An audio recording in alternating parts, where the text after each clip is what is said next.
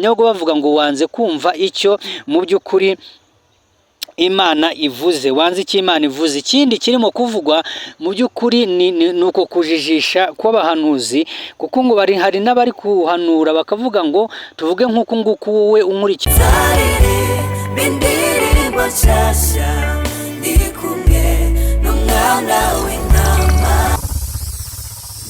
Isengesho TV ikugezaho ubutumwa bwiza bw'ubwami bw'Imana.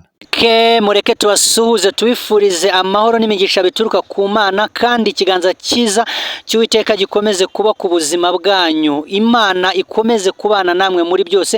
Nuko dusuhuza abakunzi b'isengesho TV, we wakoze subscribe kuri YouTube channel, turavuze ngo Imana iguhe umugisha. Nawe niba utarayikora, kora subscribe kandi akazogera, uzajya ubona notification uko tubagejejeho amakuru, kandi uko tubagejeje ijambo ry'Imana n'ibindi byose bica ahangaha uzajya ubibonera igihe. Nuko dusuhuza abakunzi bacu rero, tugiye kubagezaho amakuru nk'ibisanzwe. Dusanzwe tubagezaho amakuru y'amadini, y'amatorero n'ibindi bigiye bitandukanye. Uyu munsi mu by'ukuri ni inkuru navuga ngo irababaje, kuko ni inkuru abantu yabateye kuvugishwa ibintu byinshi.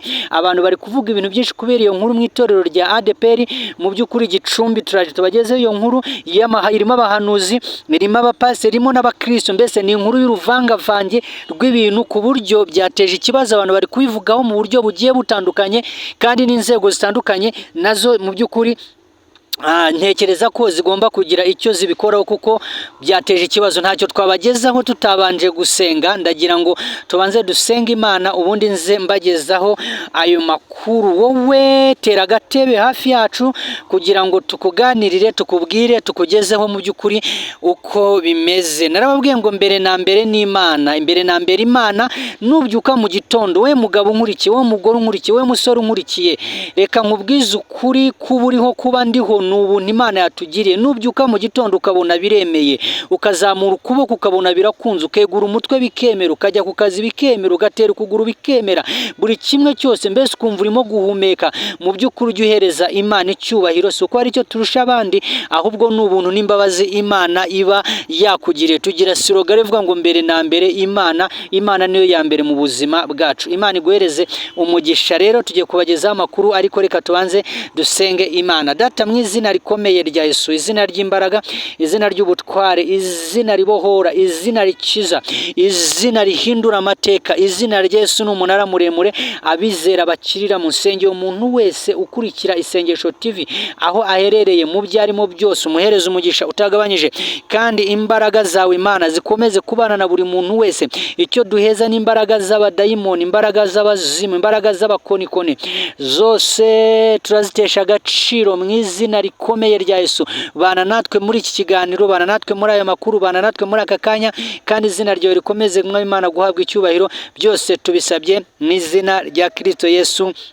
Amen. Niba amen itagutera ikirungurira, nawe vuga ngo amen. Nushaka kubyandike muri comment. Niba uzi neza ko haleluya itagutera ikirungurira cyangwa amen itagutera ikirungurira, nawe byandike mu izina rya Yesu Kristo umwami wacu. Hanyuma rero reka tubagezeho amakuru y'iri torero rya ADPR Gicumbi, n'abahanuzi n'abakristo baryo ndetse n'abayobozi baryo. Gusa ntago ari ibintu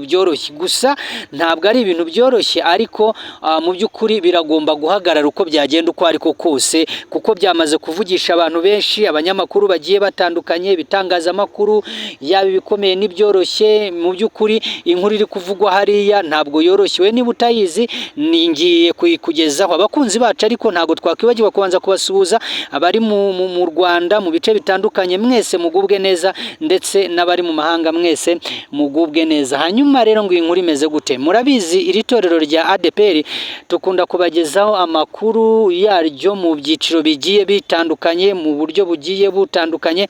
Ikiri kuvugwa rero ni biri muri iri torero ngo rya Gicumbi. Mu by'ukuri ngo ni umudugudu wa Karambo.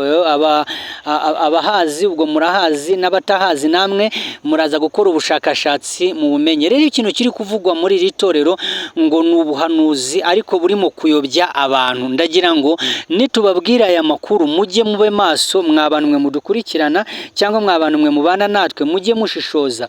No kuvuga ikibazo gihari ni kimwe, ni ikibazo cy'ubuhanuzi kandi ngo birimo guhabwa agaciro mu itorero ku buryo ubu buhanuzi abantu barimo kubukemanga. Reka nkwereke ukuntu burimo gukora.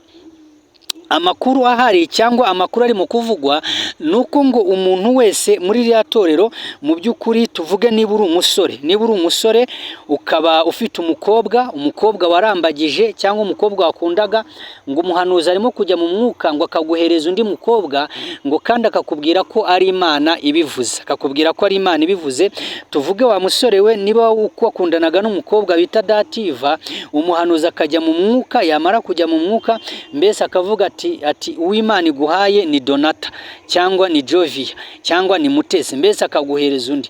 Noneho wavuga uti ariko njyewe ngo ntabwo ari we, hari undi mfite, ngo bakakurwanya. Niba ufite umugore, niba ufite umugabo, mu by'ukuri ukaba warasezeranye, ngo arimo kujya mu mwuka akavuga ati oya, umugabo ufite ntabwo ari uwawe. Mbese bivuze ngo niba ufite umugabo cyangwa niba ufite umugore ukaba umaze mu by'ukuri igihe mubana niyo cyaba gitoya, ngo hari igihe barimo kukubwira batari ku ngo ufite ntabwo ari uwawe.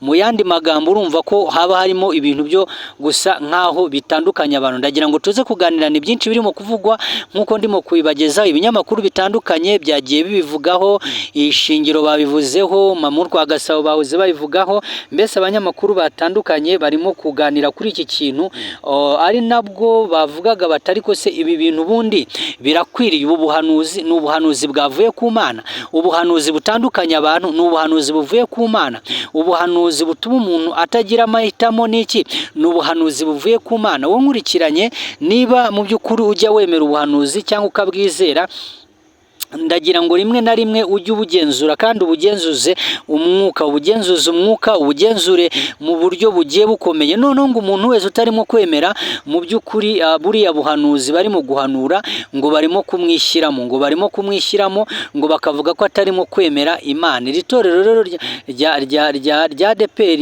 ya Gicumbi, mu by'ukuri aho bita Karambu, mu by'ukuri ndabizi ko hari bamwe bajya badukurikirana, ndagira ngo mbabwire ko ibi bintu mu by'ukuri mugomba kubishishozaho, kuko ni ibintu byateza ikibazo. Tekereza umpanuriye ngo umugore mfite ntabwo ari uwanjye, nkagenda mubwira ngo n'ubundi ngo Imana yavuze ko utari uwanjye. Cyangwa umugabo ufite, wenda mwarakundanaga kandi nta kibazo mufitanye, urumva ko ari ibintu byaba biteje mu by'ukuri ikimwaro. Ikindi kirimo kuvugwa mu by'ukuri kirimo guteza urujijo n'iki, ni ukuvuga ngo ni ibintu byo kwironda, ugasanga nyine abo bahanuzi bishyize hamwe cyangwa n'abandi bantu bumva ibyo ngibyo, ariko abatarimo kubyumva mu by'ukuri ugasanga byabaye ibibazo. Kandi haravugwa ko abantu bamwe kubera ayo makimbirane cyangwa ibyo bintu biri mu itorero, bamwe mu by'ukuri ngo bamaze gusohoka muri iri torero, ngo bigira ngo mu yandi matorero ari hirya, ngo kubera ko ngo iyo bagerageje kuvuga ngo barabibangira cyangwa bakagira ibiki, ngo rero kubw'iyo mpamvu ngo bigiriye mu yandi matorero. Inkuru dufite cyangwa dukesha abandi banyamakuru tugenda dukorana mu buryo bugiye butandukanye, nuko ngo bamaze kwigira mu yandi matorero, bakavuga ko ibyo bintu mu by'ukuri birimo no gusa nk'ibizana umwuka mubi mu itorero cyangwa bizana umwuka utari mwiza.